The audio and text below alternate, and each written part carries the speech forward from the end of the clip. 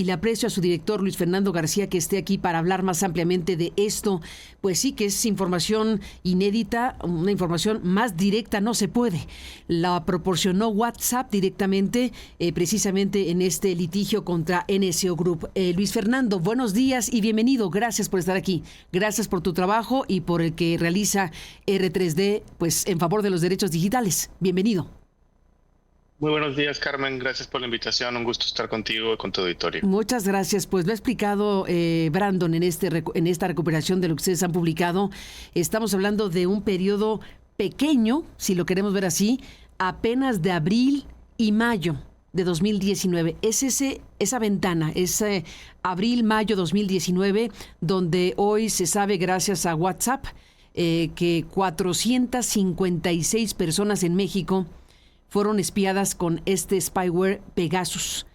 ¿Qué nos dice todo esto una vez que tú eres una de las personas más importantes que has investigado y aportado información relevante acerca de la utilización masiva en México y el mundo, pero México principalmente, de Pegasus? ¿Qué nos dice todo esto, Luis Fernando?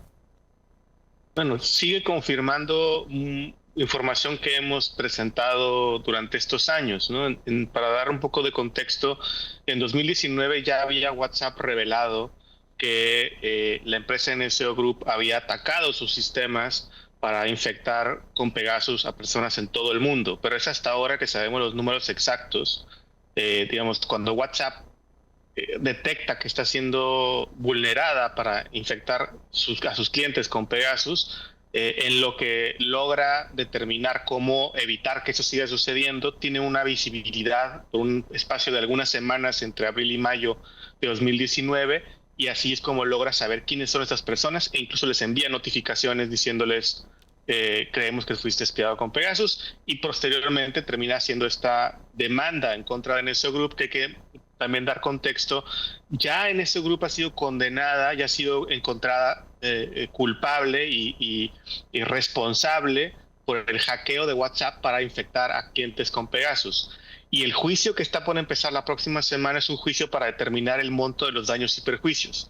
Y es en una audiencia previa a este juicio, que ocurrió en la semana anterior, que se presentaron estas informaciones, que WhatsApp presentó estas pruebas, que van a ser desahogadas durante el juicio que iniciará la próxima semana, y en donde además de la información también la jueza le hizo una serie de cuestionamientos a los representantes legales de NSO Group que también son relevantes para esta historia. En particular, NSO Group, en un juicio ante una pregunta de la jueza, confirmó que México era cliente de Pegasus, de NSO Group, y utilizaba Pegasus en 2019. Y esto es importante porque el propio presidente López Obrador fue confrontado directamente. Yo personalmente acudí a la conferencia de prensa matutina y le pregunté justamente sobre esto cuando WhatsApp reveló que había habido ataques, y el presidente, y posteriormente por mucho tiempo, además de que hemos presentado todavía más evidencia, negó y ha seguido negando que su gobierno continuara teniendo Pegasus y utilizando Pegasus. Pues lo que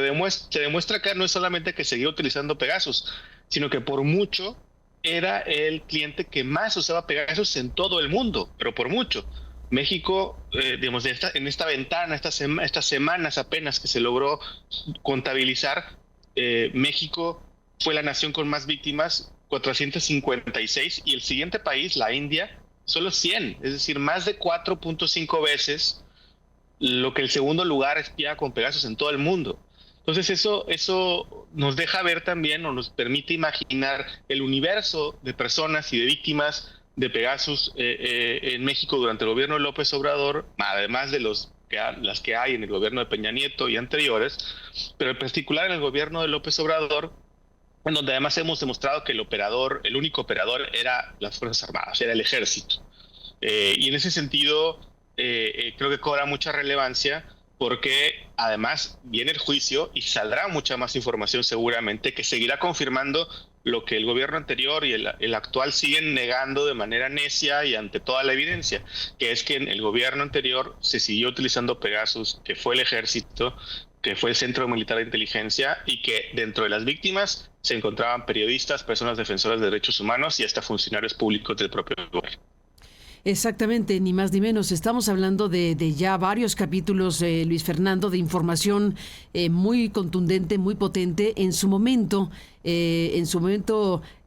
pues el propio López Obrador se comprometió a abrir toda la información de Pegasus. Recordarás esa parte de la historia en donde López Obrador, como presidente, al ver la información publicada en otros espacios como en Aristegui Noticias, del universo de información que se tuvo en su momento, el llamado proyecto Pegasus, esta investigación que se coordinó desde Francia por Forbidden Stories con 80 periodistas del mundo. Tuvimos oportunidad de participar como Aristegui Noticias en esa investigación, que era un universo de 50,000 números que obtuvo Forbidden Stories, y Amnistía Internacional colaboró para poder hacer el trabajo forense y poder identificar de esos 50,000 números, pues de quién eran esos números. Se logró por parte de los 80 periodistas de los cuales formamos parte identificar miles de teléfonos, y en ese universo de 50,000 de aquel entonces,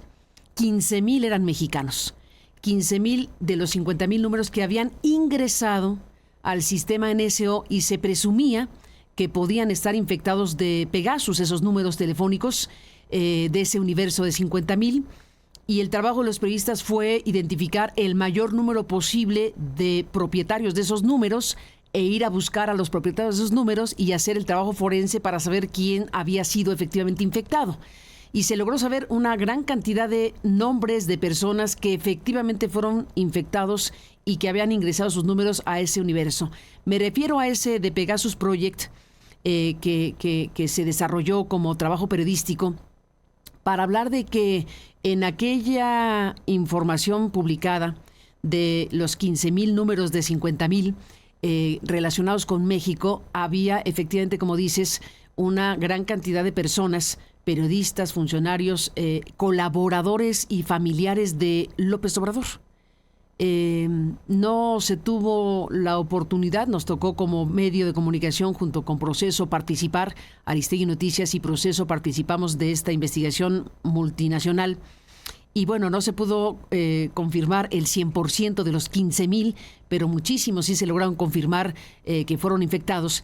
Y en aquel entonces, con la revelación periodística dada, el presidente de México se comprometió a muchas cosas, Luis Fernando, a revelar, a entregar, a mostrar todos los contratos, toda la información de Pegasus, a que jamás en la vida se volvería a usar Pegasus en México.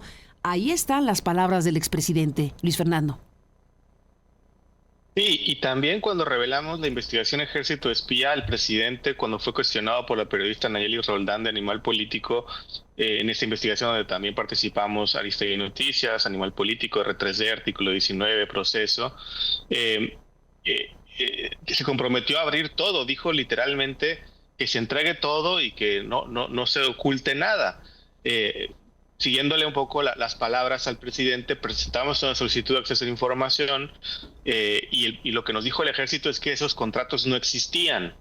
Mostramos con evidencia que sí existían, sobre todo con facturas y documentos del propio Ejército, pero que obtuvimos de la Auditoría Superior de la Federación, porque el Ejército se los envió a la auditoría, nosotros los pedimos a la auditoría y la auditoría nos confirmó no solamente la existencia de los contratos, sino los montos y las fichas de pago, etcétera, de los contratos. Y con esa evidencia el INAI ordenó al Ejército a entregar esos contratos. Sin embargo, ya una vez que fue expuesto el Ejército con que sí existen los contratos, el Ejército reservó esos contratos.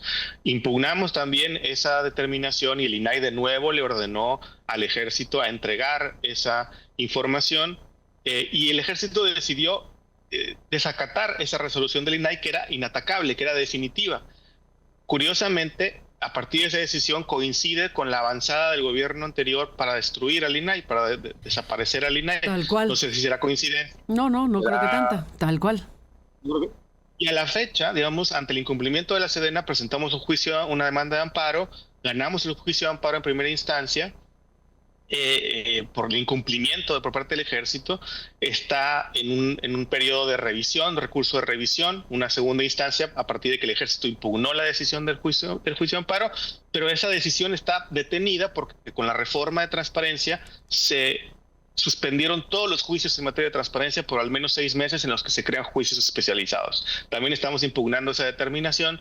Sin embargo, ya van más de 2 años y medio de que esa promesa del presidente de transparencia no se ha cumplido, y esos contratos, además, a pesar de que existen, está demostrado que existen, y que son públicos, que hasta la Suprema Corte ha dicho que toda la información relacionada con Pegasus debe ser publicada, el ejército sigue ilegalmente negando esta información y el gobierno sigue encubriéndolo de manera muy importante, y pues queda, digamos, de nuevo evidenciado pues que el ejército y que el presidente mintieron, ¿no? Que han mentido constantemente sobre este tema, y eso pues nos revela también la importancia de que se revele esta información, ¿no? Si hay tantos intereses y tantas mentiras alrededor de estos contratos y de esta operación de Pegasus, es porque seguramente se esconden cosas muy escabrosas detrás.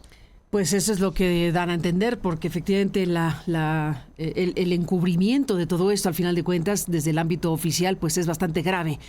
Y estamos, con este nuevo elemento que se suma a todos los demás elementos que a lo largo de estos años se han ido presentando con todas estas organizaciones como ustedes, R3D, Artículo 19, y los medios de comunicación que hemos participado en las investigaciones de Pegasus en México, habiendo sido periodistas y víctimas a la vez. Hay que recordar que logramos judicializar por lo menos un caso, que es el que me ha tocado vivir, y bueno, pues ya habrá oportunidad en otro momento de hacer un balance de cómo ha sido este proceso de ser la primera y única víctima reconocida judicialmente del caso Pegasus. Una víctima de cuántos.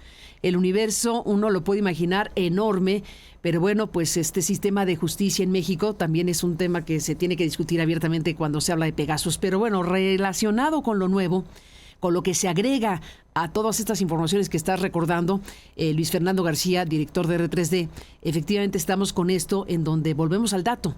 Es WhatsApp directamente en un juicio abierto en los Estados Unidos, que está acusando a NSO Group, que está dando la información directa. Es decir, está diciendo en ese periodo de abril a mayo de 2019, el caso mexicano, el gobierno de López Obrador, 456 personas fueron espiadas con el spyware Pegasus. Son pruebas judiciales de este listado que nos volvemos al punto, Luis Fernando, a colocar como el país claramente en donde más se ha usado, pues ilícitamente, ilegalmente, Pegasus. No se puede decir de otra manera, porque no hay un solo caso en donde se haya logrado saber que alguno de estos que hemos podido identificar haya tenido una orden judicial para ser espiado por nadie, y lo fue. Así que estamos hablando de un conjunto de situaciones irregulares, ilícitas, delictivas, Luis Fernando. Y sin duda, la intervención ilegal de comunicaciones privadas es un delito. Hay carpetas de investigación abiertas. En una de ellas, como bien mencionas, tú eres denunciante, y por casi ya estamos cerca de 8 años no se ha, digamos, ha habido algunos avances, se ha sacado información, pero no se ha querido dirigir la investigación hacia las autoridades que fueron responsables, en tu caso, del gobierno de Peña Nieto, de la Secretaría de Gobernación, en particular el CISEN, la Procuraduría General de la República y el propio Ejército Mexicano. Que hay que recordar, hay también información que ha sido ya publicada por el diario The New York Times hace unos años, que revela cómo es que el ejército fue el primer cliente internacional de NSO Group. Entonces hay una relación especial entre NSO Group y el ejército mexicano por ser el primer cliente, la primera entidad de gobierno en el mundo que compró Pegasus, y que además pues ha sido el cliente más prolífico, como lo han demostrado constantemente, pues no solo el hecho de que hemos encontrado muchos casos y que hemos documentado, la investigación de Pegasus Project en la que participaste, que también reveló que México era el mayor cliente. Esta otra información, donde también una ventana de tiempo nos revela que México seguía siendo el mayor usuario de Pegasus. Entonces eso nos revela que hay una relación especial, que hay también dada la impunidad que ha existido sobre el caso Pegasus, pues sigue esto sucediendo a escalas altísimas. Es decir, el ejército mexicano durante el gobierno de López Obrador no se sintió para nada intimidado por todo lo que se reveló sobre el espionaje con Pegasus del gobierno de Peña Nieto. Es decir, les valió y siguieron espiando con Pegasus y quién sabe si sigan haciéndolo al día de hoy. El gobierno de la presidenta Sheinbaum no ha dicho nada al respecto de este tema, pero creo que es muy importante que este gobierno tome una postura distinta de transparencia, de una investigación verdaderamente imparcial, independiente, y también de regulación, porque si esto sigue sucediendo es porque no hay una regulación adecuada que impida que este tipo de sistemas sean adquiridos como han sido adquiridos, además irregularmente, con actos de corrupción, con empresas fantasma ligadas a funcionarios públicos. Es decir, hay todo ese tema de corrupción en la adquisición, de abuso en el uso de esa información, y también de falta de rendición de cuentas, de transparencia y de hasta de encubrimiento, cosas que también son delitos, ¿no? Hay funcionarios públicos que durante toda esta trama de años han participado en ese encubrimiento, y esos actos de encubrimiento han mentido en las carpetas de investigación, le han mentido al INAI cuando existía, que llevó a cabo también una investigación que también encontró responsable a la PGR. Es decir, se van acumulando los delitos en la adquisición, en el uso y en el encubrimiento del uso de Pegasus en México, y que además trasciende las administraciones. Pegasus fue adquirido por el gobierno de Calderón. Inclusive mostramos nosotros desde R3D evidencia de que NSO Group le hizo una demostración de Pegasus al presidente Calderón antes de que se comprara, y al entonces secretario de Defensa. Continuó durante el gobierno de Peña Nieto, continuó durante el gobierno de López Obrador, y eso nos revela, el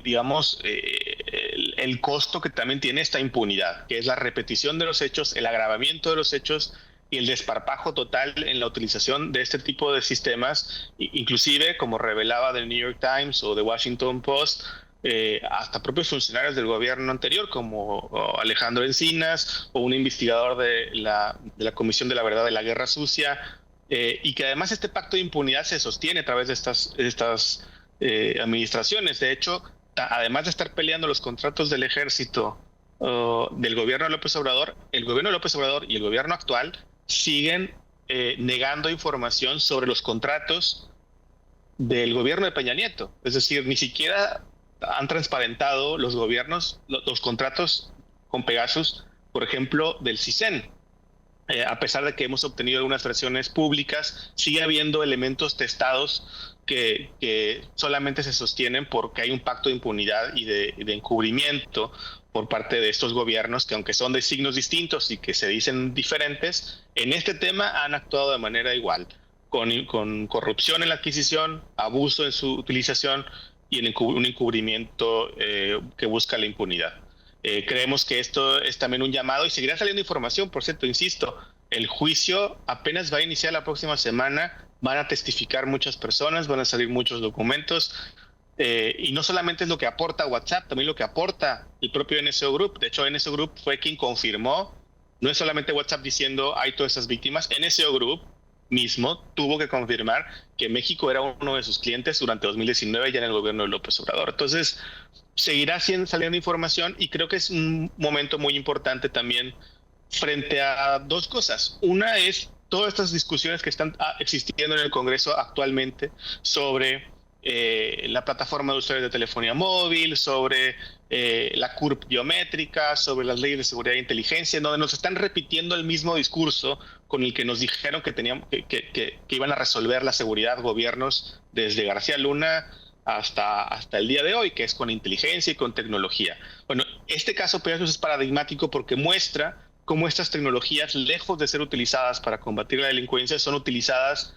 en contra de la propia ciudadanía, inclusive por funcionarios ligados a la propia delincuencia, ¿no? Entonces, es muy importante tener ese antecedente en cuenta para evitar que se profundice un sistema de vigilancia masiva sobre la población que se está pretendiendo establecer con estas legislaciones en el Congreso, y la necesidad imperiosa de una reforma que verdaderamente establezca controles y que evite que estos sistemas puedan ser adquiridos tan fácilmente, puedan ser abusados tan impunemente, y que haya también responsabilidades por quienes participaron en estos hechos, que hay una verdad absoluta, como tú bien dices. Sabemos la punta del iceberg. Debe haber cientos, si no es que miles de víctimas más que no lo saben, que han sido víctimas, que no saben y que a la fecha, inclusive quienes saben que son víctimas, no saben qué información se obtuvo, para qué se ha utilizado, de qué maneras ha sido instrumentalizada para dañar sus vidas. Y eso es muy importante, que se siga esclareciendo, que haya verdad, que haya justicia, que haya reparación. Y que cese esa impunidad, pero que también hacia adelante esto deje de seguir sucediendo. Hasta ahora el gobierno de Sheinbaum no se ha pronunciado al respecto, y creo que a partir de esta nueva información es relevante, es muy importante que el gobierno de la presidenta Sheinbaum tome una postura, ojalá sea de romper ese pacto de impunidad y de establecer tanto la transparencia y la verdad sobre los hechos anteriores, pero también lejos de seguir impulsando estas legislaciones que buscan vigilar más a la población, establecer controles para evitar que estos sistemas y cualquier otro que se pretenda establecer sean utilizados en contra de la población. Ni más ni menos. Pues Luis Fernando García, se avecina un momento importante para el tema Pegasus por el juicio mismo, como dices, y la información que va a ir surgiendo, pero por lo pronto nos quedamos con esta que nos estás compartiendo desde R3D, que es muy relevante en este periodo de tiempo relacionado con el gobierno anterior. Y bueno, pues el gobierno anterior, hay que decirlo, sí proporcionó información cuando Rosa Isela Rodríguez, en su momento secretaria de Seguridad Pública, mostró bastantes informaciones, no completo, falta una gran cantidad de cosas que no se han entregado para la opinión pública que la conozca, pero sí se dieron a conocer en aquel momento, en julio del 21, relevantes informaciones de cómo se gastó dinero desde el gobierno de Peña Nieto y el de Calderón. Se hablaba en aquel entonces de 1,970 millones de pesos, de 61 millones de dólares y de otros datos que se daban respecto a los contratos, que habían encontrado 31 contratos otorgados a diversas empresas mexicanas para comprar el famoso spyware de Pegasus. Y bueno, pues Rosa Isela Rodríguez habló de la empresa israelí NSO Group. Dijo que operó en México entre 2012 y 2018. Aquel informe de 2021 hablaba de 2012 a 2018. Y luego ya nos falta la información que el propio gobierno de López Obrador quedó a deber. Así que tenemos información oficial que se dio en su momento, e información oficial que se prometió y ya no se entregó. Así que estamos frente a una historia relacionada con el uso de dinero público en cantidades millonarias para adquirir herramientas que han sido utilizadas de diferentes maneras, pero una en particular, que es la que se denuncia, para espiar a ciudadanos, a personas que nunca debimos haber sido espiados, porque no hubo jamás una orden judicial que justificara una actividad que es delito. Y pues utilización abusiva e ilegal desde el ámbito de poder en contra de ciudadanos y ciudadanas.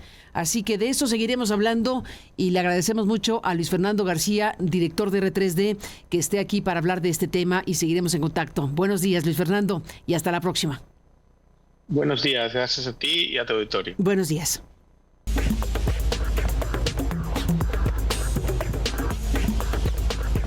Bueno, pues estamos de regreso con el tema de los jitomates o tomates frescos y lo que está ocurriendo con Estados Unidos, porque ayer el Departamento de Comercio en los Estados Unidos anunció su intención de retirarse del acuerdo de 2019 que suspende la investigación antidumping sobre los tomates frescos de México, con terminación efectiva en 90 días. El acuerdo actual, dice Washington, no ha logrado proteger a los productores de tomate en Estados Unidos de las importaciones mexicanas a precios injustos, ya que el Departamento de Comercio se ha visto inundado dice el Departamento de Comercio que se ha visto inundado de comentarios de ellos instando a su terminación.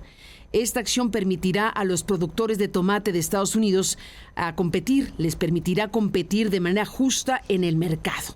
Con la terminación de este acuerdo, el Departamento de Comercio instituirá una orden de derechos antidumping el 14 de julio de 2025, lo que resultará en aranceles de 20.91% sobre la mayoría de las importaciones de jitomates o tomates de México. La aplicación estricta de la ley comercial de Estados Unidos es un enfoque principal de la administración Trump. La unidad de aplicación y cumplimiento del Departamento de Comercio dentro de la Administración de Comercio Internacional es responsable de hacer cumplir enérgicamente, dice Washington, las leyes comerciales de los Estados Unidos, y lo hace sobre la base de las pruebas fácticas proporcionadas en el expediente. En la actualidad, el Departamento de Comercio mantiene 734 órdenes.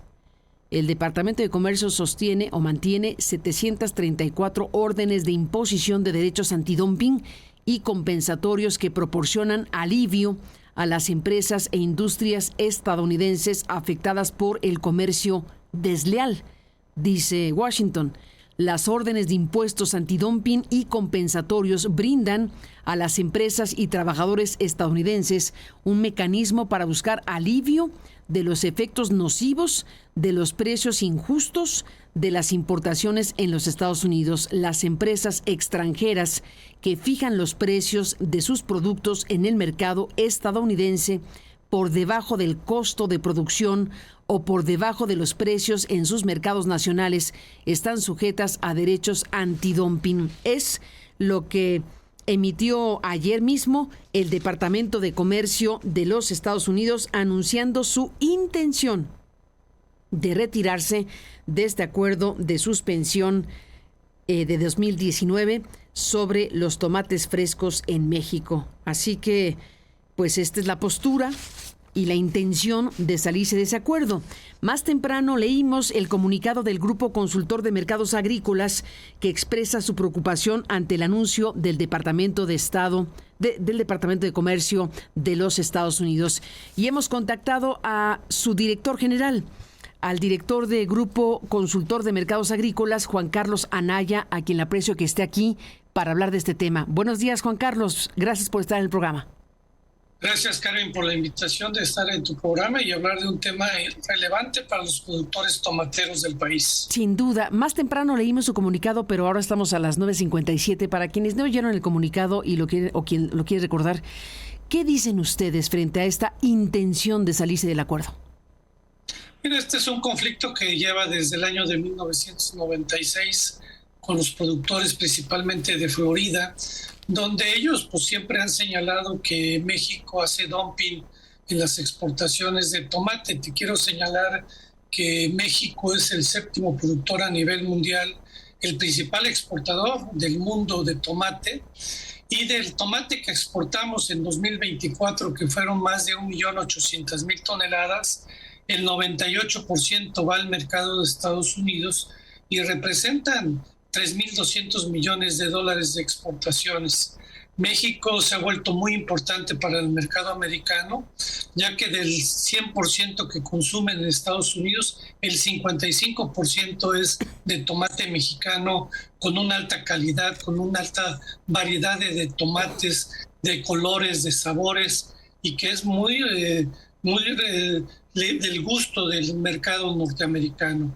Pero este conflicto pues se demuestra que nuestros tomateros, principalmente de Sinaloa, de San Luis Potosí, Michoacán, han hecho una muy buena tarea, ya que los 365 días del año puede llegar tomate mexicano a Estados Unidos. En cambio, los tomates de Florida son de temporada y no pueden abastecer todo el año al mercado americano. Creemos que es un conflicto que ya se ha vivido, como tú lo señalas. Tuvimos en 2019, el 19 de septiembre, este acuerdo de suspensión, donde ellos querían ponernos un arancel, pero nuevamente intentan que se ponga un arancel del 20.91, que se aplicaría a partir del 14 de julio.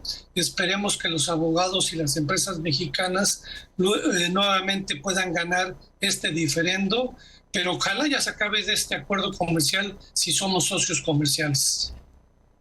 Bueno, somos socios comerciales, pero bueno, en este momento estamos hablando de una situación extraordinaria que coloca incluso el propio TEMEC en una encrucijada, como sabemos, por las políticas de Donald Trump de imponer aranceles y todo lo que estamos viendo en este inicio de un gobierno como el de Trump y lo que nos falta en 4 años. Pero hablando específicamente de este tema, estamos hablando de algo que tiene que ver con este acuerdo al que se llegó. que pretenden ahora suspender y que el Departamento de Comercio está pues tomando como propia la postura de los productores estadounidenses, porque habla de un comercio injusto, dice el gobierno a través de su departamento. Comparativamente hablando, ¿qué sucede con los jitomates mexicanos y los jitomates o tomates frescos que producen en Estados Unidos? ¿Somos mucho más competitivos porque nos cuesta menos producirlos? ¿Dónde está el problema? El problema es que somos muy competitivos y ellos señalan que hay prácticas de dumping en el sentido uno de que hay subsidios a los productores, lo cual no se ha podido demostrar. La realidad no los hay, Carmen. El otro es de que usamos mano de obra infantil, lo cual ya no se realiza. Han tenido mucho cuidado las empresas mexicanas y productores de usar jornaleros agrícolas que cumplen con la ley. Como tú lo señalas, en el comunicado hablan de que son comentarios, pero no hay pruebas que lo señalen. Y recordemos que también en Estados Unidos y principalmente en Florida, muchos de los trabajadores que están en el campo americano son migrantes mexicanos o de otros países, formales o informales, y México nunca ha dicho nada al respecto. Creo que es nuevamente el ataque de los productores de Florida, que no tienen un sustento, pero esto pues va a representar costos para nuestros productores y empresarios de tener a sus abogados en Washington otra vez presentando pruebas y argumentando que México no hace dumping. Lo que sucede, como tú lo señalas, es que somos muy competitivos porque tenemos invernaderos con clase mundial, hemos incrementado la producción. Te quiero decir que en el año de 94 producíamos 1.4 millones de toneladas de tomate en el país, hoy producimos 3.8 millones y eso habla de que nuestros productores han hecho bien las cosas con la innovación, con la tecnología y haciéndolo de forma sustentable. Ahora, ¿a cuántas personas a cuántos productores puede afectar todo esto? Porque estamos hablando, como ustedes mismos dicen, en el Grupo Consultor de Mercados Agrícolas que tú encabezas, que de lo que se exporta de México, o sea, las exportaciones de jitomate o tomate fresco de México al exterior, el 98% son a Estados Unidos. Es decir, si se suspende este acuerdo, habrá una afectación muy fuerte. ¿Tienes datos de lo que vendría en caso de que esto prospere? Sí, mira, nosotros lo que vemos, uno, es de que esto afectaría al consumidor de Estados Unidos, el ponerle el arancel. De acuerdo a un estudio que hizo la Universidad de Arizona en 2023, se indica que si México no estuviera exportando a Estados Unidos, esto implicaría que el consumidor americano le costara más su tomate, ya que pagaría más por los precios del tomate de Florida. Gracias al tomate mexicano tienen acceso a un mercado, a un tomate accesible a buenos precios. Y bueno, esto lo que vemos es que afectaría al consumidor de Estados Unidos. Pero déjate tú ahí, Juan Carlos, que desde luego les afectaría, evidentemente les afectaría en la lógica de lo que estás planteando. Pero pregunto de qué afectación habría en México. ¿Cuántas personas trabajan en el sector? ¿Cuántas empresas son relacionadas con el tema? ¿Qué datos tenemos de la afectación en México? Bueno, lo que nosotros vemos de afectación sería principalmente a las empresas que hay en los diferentes estados. Estamos hablando de alrededor de empresas directas como de 50, 80 empresas. Hablamos también de trabajadores y jornaleros agrícolas que trabajan en los campos, alrededor de 30, 50 mil trabajadores. Pero esto implicaría que México no tiene competidor. Estados Unidos difícilmente podría encontrar un competidor que lo pueda atender en el volumen, pero el más afectado sería el consumidor. Te quiero señalar que el único que puede competir es algo Canadá, pero es muy poco Guatemala. México ha hecho un mercado importante, por eso ha incrementado su producción y difícilmente va a ser sustituido. Ahorita en la mañanera de la presidenta Sheinbaum y el secretario de Agricultura lo indican, difícilmente pueden sustituir el tomate mexicano, ya que somos unos grandes productores y difícilmente otro país puede atender la demanda que tiene el mercado de Estados Unidos. Sí se verían afectadas nuestras empresas, pero más afectados serían los consumidores de Estados Unidos. El dato que dan es que el 55% del consumo de jitomates o tomates frescos en Estados Unidos viene de México, el 55% del total de lo que está en las mesas o cocinas estadounidenses es mexicano? Así es, y por eso se ve difícil que alguien lo pueda sustituir a otro país. El gran productor a nivel mundial es China, no creo que les quiera exportar, y más con esta guerra arancelaria, además son muchos chinos. La producción de tomate a nivel mundial es de 192 millones de toneladas y China produce el 35%. Entonces difícilmente otro país va a atender esta demanda que tiene el mercado americano. Por eso señalamos en el comunicado, Carmen, que de acuerdo al estudio de la Universidad de Arizona, el más afectado es el mercado americano y el consumidor. Creo que la posición de los productores de Florida sigue siendo de atacar a nuestros productores sin una razón técnica, lógica y de mercado. Juan Carlos Anaya, director de este grupo consultor de mercados agrícolas.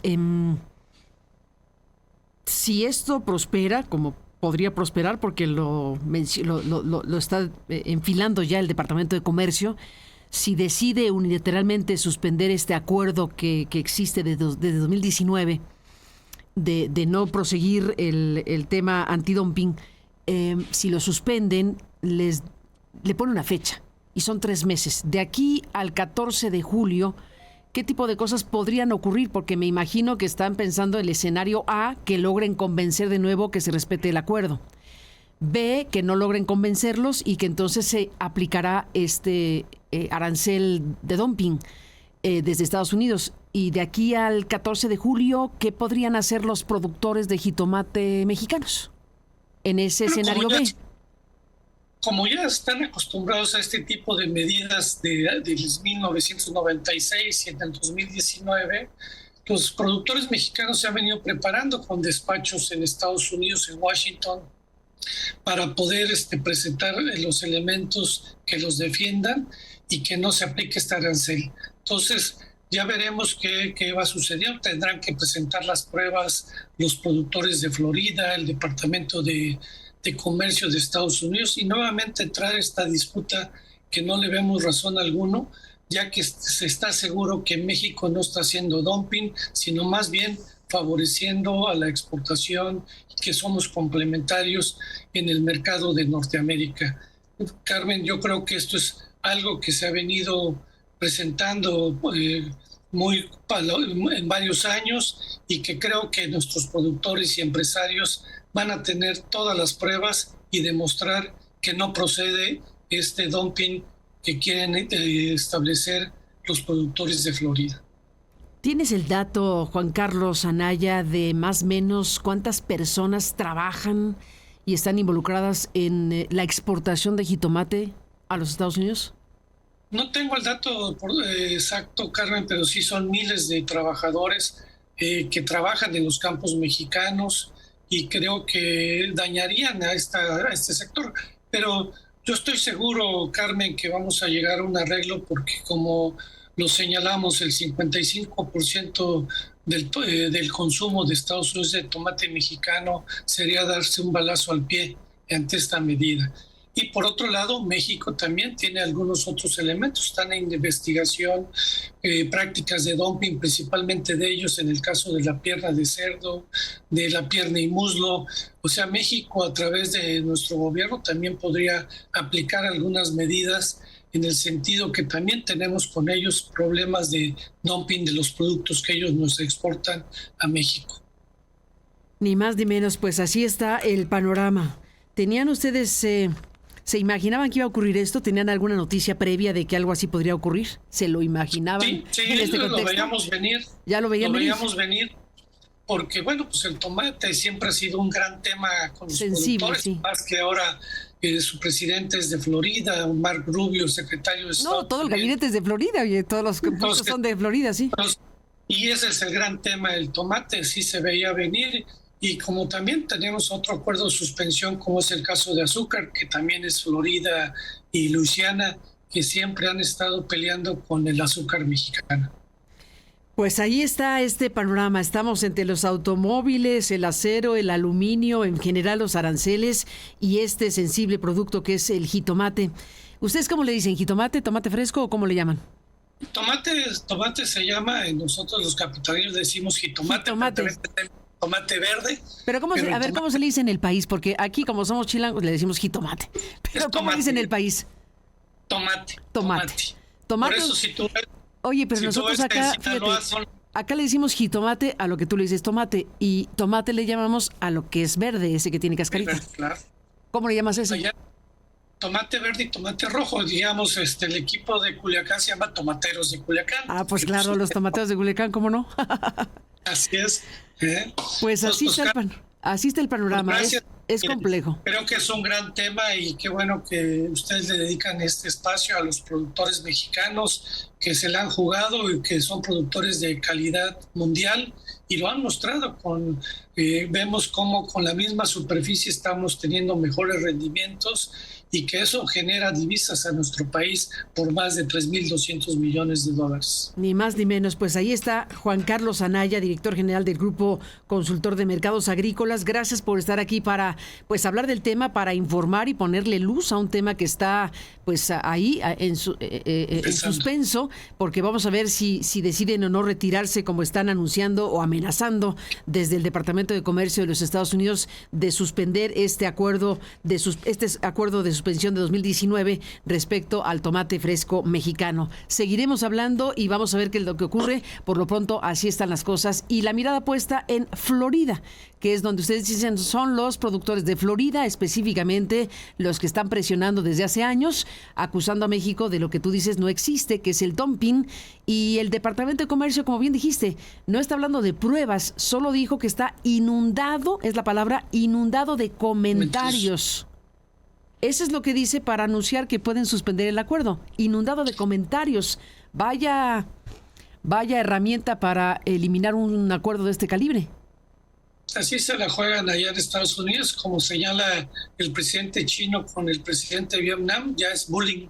Que se está aplicando con todo ese tema de aranceles, ¿no? Entonces, creo que ahí nuestro gobierno tiene mucho trabajo que hacer y también los productores, pero estamos seguros que saldremos adelante, Carmen, y la verdad te agradecemos esta entrevista y de estar preocupada por el campo mexicano. A ustedes gracias por estar aquí, al contrario, Juan Carlos Anaya, seguiremos hablando y muy buenos días. Buenos días y gracias por la invitación. A ti gracias, Juan Carlos. Pues así está el panorama difícil, complejo, se le presenta a México esto que tiene que ver con uno de los productos estrella para efectos de las exportaciones mexicanas. Bueno, estamos de regreso esta mañana y nos vamos a detener para hablar de una película que se llama Mujeres del Alba. Y como dice la sinopsis de esta película, se trata de una historia relacionada con lo que ocurrió en Sierra de Madera, Chihuahua, el 23 de septiembre de 1965. El cuartel militar es atacado por un grupo de estudiantes, campesinos y maestros.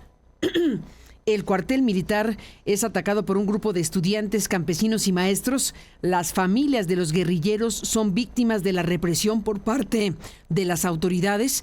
Las mujeres, niñas y la naturaleza son testigo y fuerza que mantiene con amor y resistencia los lazos de vida de quienes luchan. Es la sinopsis breve que acompaña precisamente a la presentación de Mujeres del Alba. Y Mujeres del Alba, pues acaba siendo, como dice la propia directora con quien hablaremos en esta mañana, Mujeres del Alba cuenta con la invisible labor e historias de todas las mujeres, niñas y niños que terminan en medio de un conflicto bélico, de las batallas emocionales que existen en las familias que deciden luchar a través de las armas. Esta historia busca hablar de la tierra, de la madre naturaleza y de la guerrilla. Estamos hablando de una película que está proyectándose en la Cineteca Nacional y que, muestra precisamente esto que está describiéndose en la ficha técnica, digámoslo así, en la sinopsis de la ficha técnica. Y pues estamos frente a un trabajo cinematográfico muy importante que está basado, por supuesto, en el trabajo del gran Carlos Montemayor. Los libros de Carlos Montemayor marcaron la pauta sobre el conocimiento y la investigación acerca, entre otras cosas, de lo que ocurrió en Cuartel Madera. El cuartel militar de Madera lo sucedió en Chihuahua en aquel 1965 y pues el queridísimo Carlos Montemayor escribió, publicó y pues marcó historia precisamente con su trabajo. Le mandamos un saludo a Susana Ibarrola y le aprecio mucho a Jimena Montemayor, que es la directora de Mujeres del Alba de esta película, que esté aquí para hablar de esto, para hablar de lo que pues también significa abrir nuevos circuitos para poder proyectar este trabajo, para abrir nuevos circuitos para conocer esta propuesta cinematográfica que muestra y recrea la toma del cuartel militar de Madera, documentado por Carlos Montemayor en su momento en los 2 libros que escribió sobre este tema. Gracias, Jimena Montemayor, por estar aquí y hablar del asunto, hablar de lo que has hecho y de lo que han hecho los que han trabajado en Mujeres del Alba. Bienvenida al programa y buenos días. Muchas gracias, buenos días. Gracias por tu invitación, Kai. ¿Qué significó llevar a cine Las Mujeres del Alba? Pues mira, es un proceso que tomó un poco más de 10 años desde que yo hice la primera adaptación como a la novela. Ha sido un proceso largo con una primera parte de investigación, ¿no? Pude tener acceso a las grabaciones de mi padre con Las Mujeres del Alba, y luego yo también fui a grabar, hice mis propias entrevistas con algunas de ellas. Yo las había conocido años antes de que se publicara la novela. Yo había conocido a 3 de ellas. Entonces, ya que estoy escribiendo el guión, voy con ellas, las entrevisto, hago también como mi propia búsqueda. Y pues son años de escritura, de adaptar como estas 2 novelas, de encontrar como un punto medio entre la ficción, la realidad, la obra de mi padre y lo que yo quería aparte contar con esta historia. Y justo ahorita que se estrenó en febrero, fuimos a proyectarla a Chihuahua con algunos de los hijos de Pablo Gómez. El estreno también estuvo una de las personajes principales, que es hija del guerrillero Salvador Gaitán. Entonces siento que ha sido como también una película, no solo es una película que habla de historia, sino de los legados familiares, ¿no? Hemos podido como tal vez como cerrar ciertas no sé, cosas familiares, tanto la familia de Pablo Gómez, de Salvador Gaitán y en mi caso la mía, ¿no? Así es, como hija que eres de Carlos Montemayor y de Susana, estamos hablando de una historia que valdría la pena, te propongo, Jimena, contar de esta manera. Es decir, ¿qué pasaba en aquel México? ¿Qué tipo de situación se vivía en aquel México, septiembre de 1965, como para que este grupo de campesinos, de maestros, de estudiantes, pues dieran el paso y atacaran este cuartel militar ubicado en este lugar de Chihuahua, este cuartel Madera, de la Sierra de Madera en Chihuahua? ¿Qué tipo de situación era aquella? ¿Cómo se narra en la película? Pues digo, siento que uno de los problemas de lo que sucede en este país y en muchas partes del mundo es que esta historia sigue sucediendo, ¿no? Solo han cambiado los nombres, los personajes, pero sucede lo que sucede hoy en día en distintos lugares de la sierra, te digo, en Latinoamérica, y es que las familias, ¿no? Familias, campesinos, quieren explotar tierras. En este caso, antes eran madereras, ahora son minas canadienses, en fin, ¿no? Es gente que tiene que defender su hogar, su tierra, por sujetos con intereses políticos, ¿no? Económicos. Y es la historia de estas mujeres al final que terminan de alguna manera involucradas activamente en la resistencia, u otras que están relacionadas, ¿no? De manera familiar, que son niñas.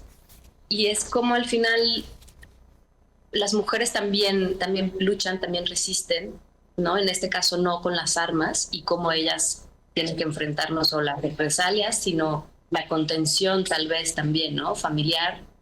Y y tienen que ellas seguir adelante, ¿no? O sea, las mujeres al final están en todos los movimientos políticos bélicos, solo que como no tienen realmente las armas o no pareciera que están luchando de esa manera, es como si no existieran en la historia, ¿no? Entonces, siento que esto que les pasa a estas mujeres es lo que pasa en muchas partes del país, ¿no? Mujeres que luchan, que resisten, que quieren recuperar los cuerpos de sus hijos, de sus familiares, que necesitan seguir de alguna otra manera sosteniendo una familia mientras los varones van a enfrentar la causa de una manera más directa, ¿no? Entonces, digo, siento que tristemente siguen ocurriendo las mismas cosas, ¿no? que ocurrieron en el 65.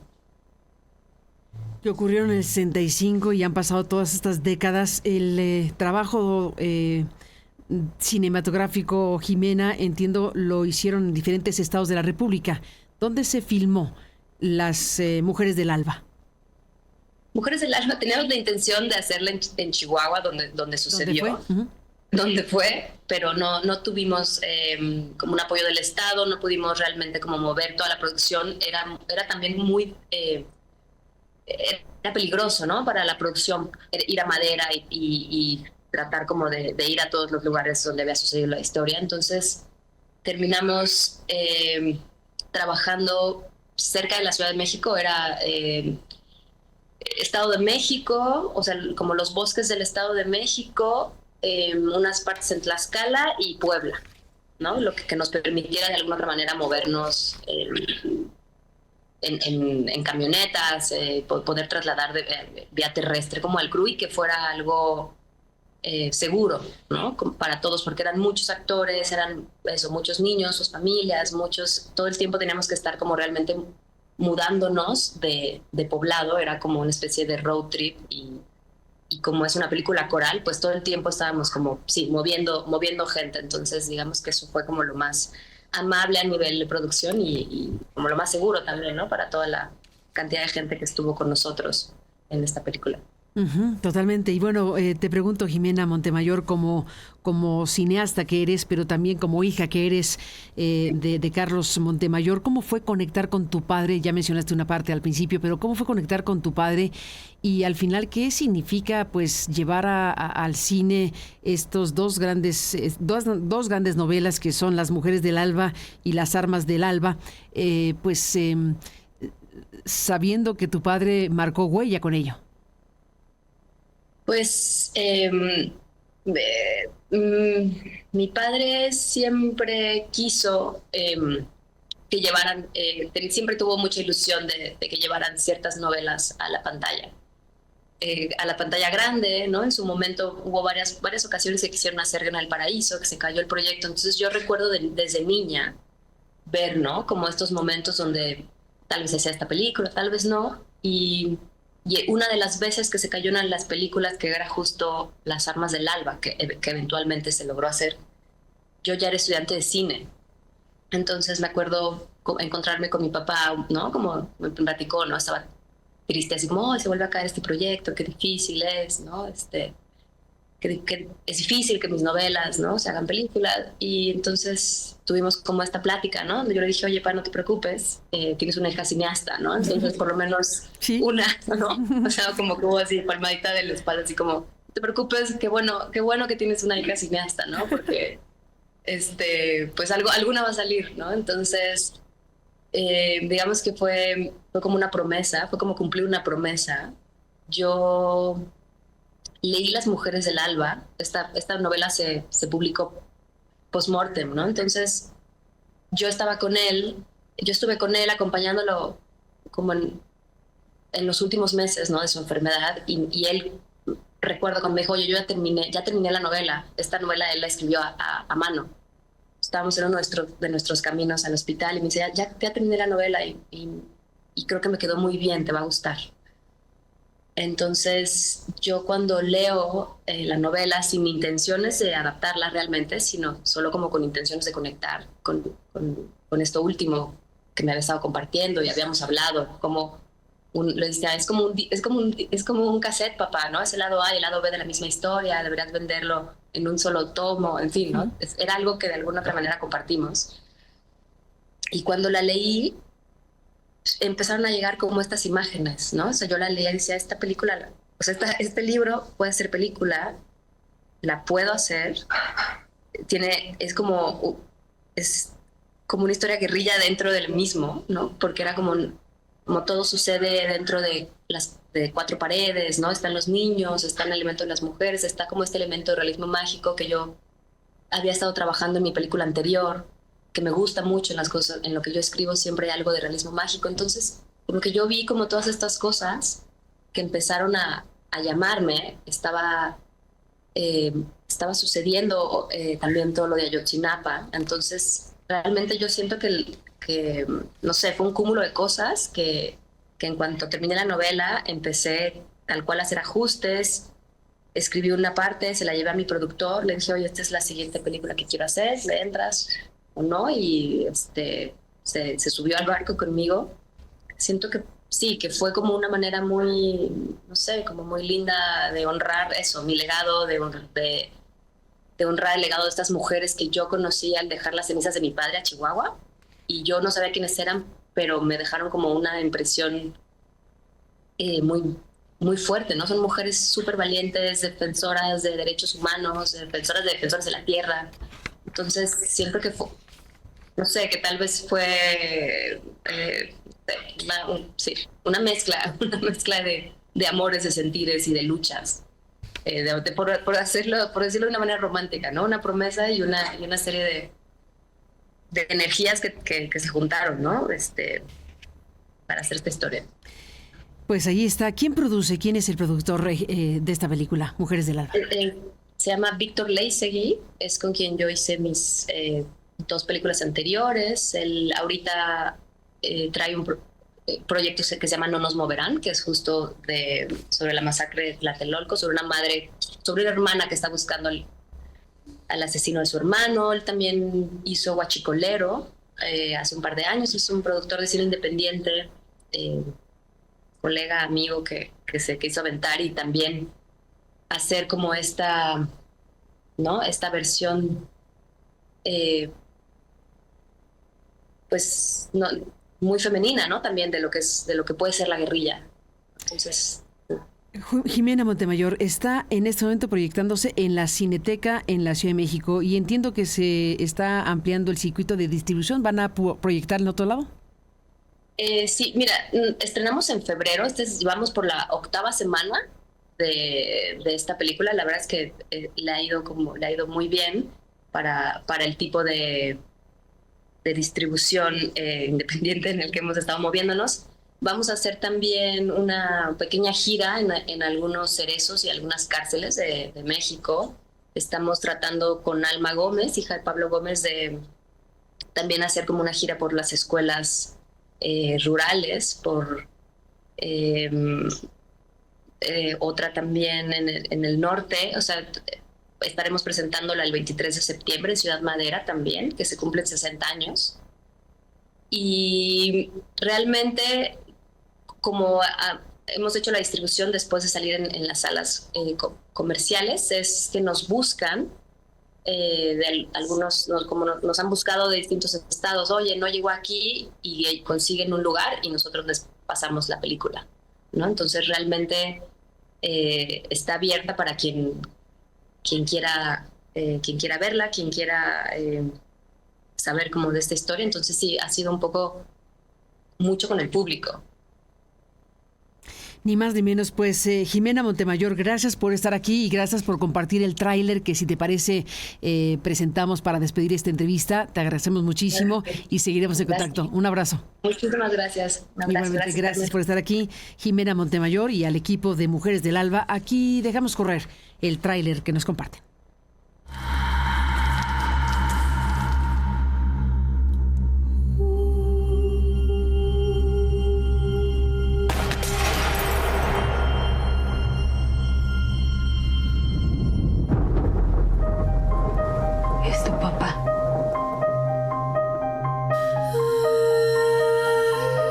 Ellos tienen armas. Nosotras nada. Nos quieren desaparecer.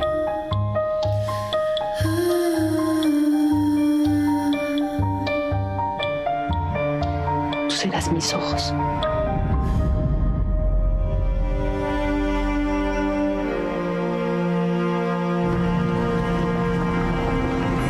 ¿Por qué nos hicieron esto? No tengo miedo. Yo sé que nuestro hijo está bien. No pensé que esto fuera a acabar así.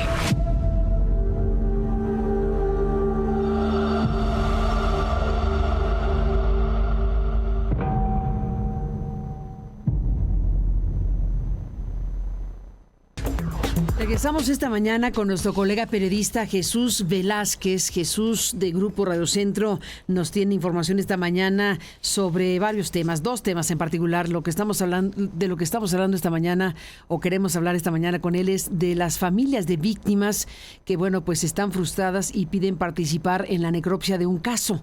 Jesús, cuéntanos, ¿de qué va? Buenos días. Carmen, muy buenos días, te saludo con gusto a ti y a todo el auditorio.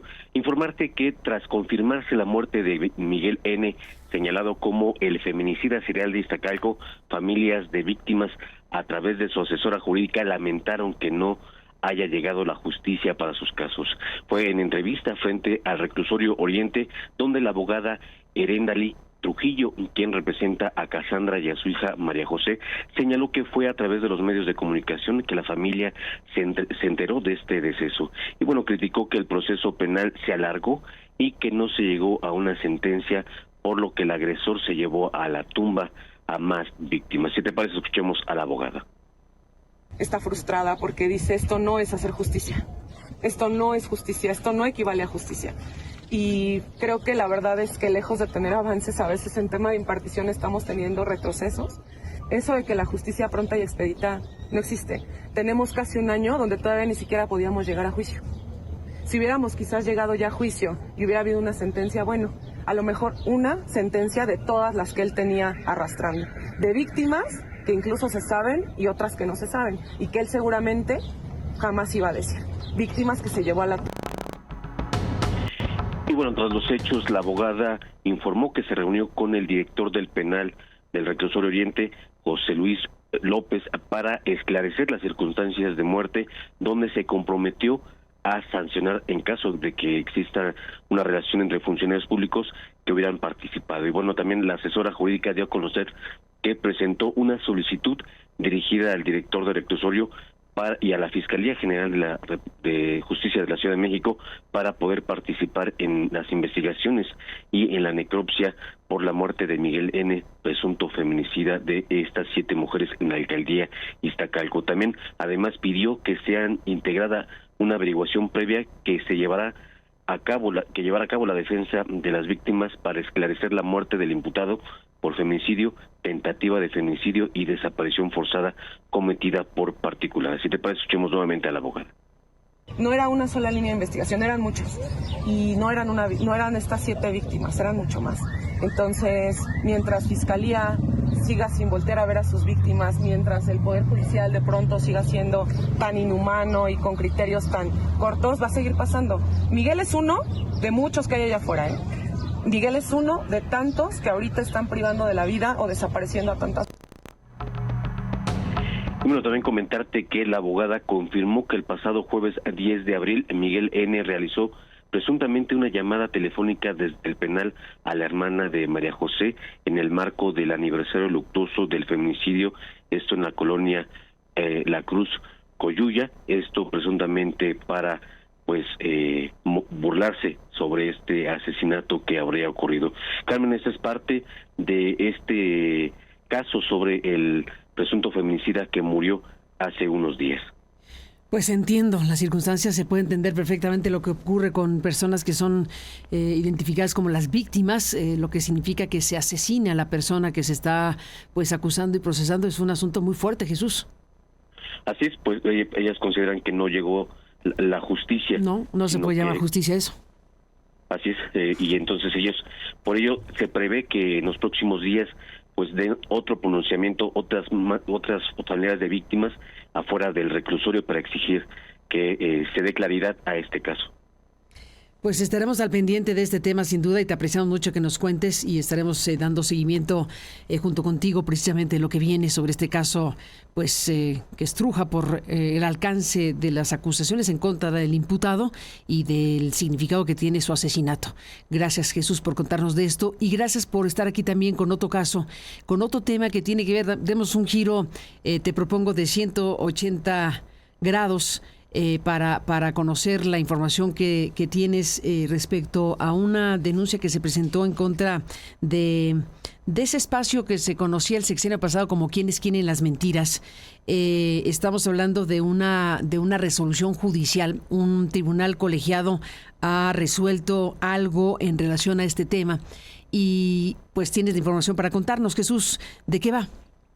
Así es, déjame comentarte que fue por unanimidad que el 20º Tribunal Colegiado en Materia Administrativa del Primer Circuito determinó que esta sección ¿Quién es quién en las mentiras? Realizadas en las conferencias matutinas del expresidente Andrés Manuel López Obrador viola el derecho a la legalidad y a las libertades de prensa, de expresión e información. Y bueno, de acuerdo con el tribunal, dicha sección operó como un instrumento de estigmatización, utilizando recursos públicos para desacreditar y señalar de manera unilateral a periodistas críticos como mentirosos, atribuyéndose de facto la facultad de definir la verdad y la mentira desde el poder político. Y bueno, esta resolución detalla que contraviene las libertades de pensamiento, de expresión y de prensa, se emplean recursos públicos bajo la finalidad aparente de brindar transparencia y comunicación ciudadana para generar en realidad campañas de desinformación, propaganda oficial, juicios mediáticos de desprestigio, exposición de datos personales y ataque a la vida privada y al honor de ciudadanos o periodistas considerados opositores al gobierno. Y bueno, comentarte que este amparo indirecto fue interpuesto por el periodista Raimundo Riva Palacio en contra de las expresiones de acoso, represalia y denostación que realizaron en su contra por el entonces presidente Andrés Manuel López Obrador y la directora de redes de la Coordinación General de Comunicación Social y Vocería del Gobierno de la República durante 2 conferencias de prensa denominadas mañaneras. Y bueno, el tribunal declaró la inconstitucionalidad de la orden verbal de la creación de la sección ¿Quién es quién en las mentiras? Y bueno, como medida de no repetición, el Poder Ejecutivo deberá de abstenerse de afectar su esfera jurídica a través de plataformas de comunicación social que se aparten de los parámetros de veracidad, objetividad, neutralidad e institucionalidad en detrimento de los derechos humanos, a los datos personales y a la vida privada y al honor del periodista. Y bueno, así es como este tribunal pues declaró la inconstitucionalidad de esta sección ¿Quién es quién en las mentiras? Carmen, la información que te tengo. Pues muy importante, Jesús Velázquez. El magistrado ponente Fernando Silva García pues es quien aportó, digamos, la materia prima de discusión judicial para llegar a esta resolución. ¿Es una resolución definitiva o tiene posibilidad de recurrirse? No, esta sí es una resolución definitiva. Sin embargo, sabemos que en este sexenio pues ya cambió el nombre. Ya no se llama esta sección de ¿Quién es quién en las mentiras? Y me imagino que en los próximos meses habrá alguien que también se oponga a esta sección. Esta resolución judicial le indica al Poder Ejecutivo que no vuelva a ser un espacio como el que hizo López Obrador de ¿Quién es quién en las mentiras? ¿Se extiende al actual gobierno esta resolución judicial? No se extiende, pero pone como medidas de no repetición, le informa al Poder Ejecutivo que deberá de abstenerse de afectar la esfera jurídica de este periodista que interpuso este recurso. Específicamente de Raimundo Riva Palacio. Así es, Raimundo Riva Palacio fue quien interpuso este amparo directo. Pues aquí está la resolución de este tribunal colegiado que está en este sentido. Hay que leer la propia resolución. Es importante el tema, sin duda vienen los antecedentes, lo que se expuso y lo que señaló el periodista con 50 años de trayectoria periodística, dice el propio documento judicial, como reportero en la dirección editorial de periódicos como El Universal, Milenio, 24 Horas, El Independiente, que diseñó y fundó, así como, diseñó y fundó periódicos como El Financiero, Reforma, Crónica. Participó en fundaciones y direcciones de periódicos como Reforma, Financiero, Crónica, La Razón, El Sol de México, El Heraldo, así como revistas como Proceso, Milenio, en fin, la lista larga de medios donde ha colaborado, incluyendo Televisa, ADN 40 y Radio Capital. Bueno, pues está descrita la trayectoria de Riva Palacio, y lo que dice aquí en el documento judicial es que en la conferencia de prensa mañanera del 30 de junio de 2021, el presidente Andrés Manuel López Obrador anunció su decisión, decreto, acuerdo, determinación u orden ejecutiva de crear una sección a desarrollarse en sus conferencias matutinas que denominó ¿Quién es quién en las mentiras de la semana?, que estaría a cargo de Ana Elizabeth García Vilchis, directora de redes de la Coordinación General de Comunicación Social y Vocería del Gobierno de la República. Es la primera parte de este texto que habremos de revisar con más amplitud, pero bueno, aquí la resolución es que se le da la razón al periodista que se inconformó y que buscó este amparo que ha logrado obtener de la justicia mexicana en contra de quién es quién en las mentiras y de lo que vendría en consecuencia en otros espacios del Ejecutivo o del Poder Ejecutivo en ese sentido. Así que Jesús Velázquez, gracias por contarnos de lo que determinó este tribunal colegiado en estas fechas. Es importante el tema, es importante el precedente judicial que se establece, sí, de ese ejercicio en donde desde el poder, del poder presidencial de López Obrador, se determinaba que era verdad y que era mentira, desde el poder ejecutivo. Así que estamos en una resolución judicial relevante y te aprecio, Jesús, que nos cuentes de ello. Buenos días. Muy buenos días, Carmen. Buenos días. Bueno, lo habremos de leer con más calma, pero por lo pronto es importante decir que el magistrado ponente, el juez Fernando Silva García, mire usted qué coincidencia, este juez fue el juez que admitió el juicio que intentamos tener hace algunos años, que descarrilaron desde el poder mismo cuando fuimos echados de MBS. Fue el juez Fernando Silva García, que por cierto es hijo de otro juez que fue presidente de la Corte, Juan Silva Mesa. Fernando Silva García en su momento admitió el juicio que promoví junto con mis abogados queridísimos Javier Quijano, Javier Cortina, Francisco de la Torre, Pablo González de Cosí, en fin, un grupo de abogados muy queridos que presentamos este intento de amparo, este intento de amparo ante el atropello que ocurrió con MBS, el incumplimiento de aquel contrato y un atropello a la libertad de expresión y demás cuestiones. Y fue el juez Fernando Silva García que admitió a juicio aquel juicio que no nos permitieron tener y que nos llevó, como la justicia mexicana no nos permitió tener ese juicio al que teníamos derecho, nos fuimos a la Comisión Interamericana de Derechos Humanos, que recibió este caso de la periodista mexicana contra el Estado mexicano por denegación de justicia. Y ahí está, en la justicia interamericana, una historia que nos ha tocado vivir y de la cual en algún momento volveremos a hablar. Por lo pronto, gracias. Esta mañana se acabó el tiempo, pásela bien. Hasta mañana. Que tenga un gran día.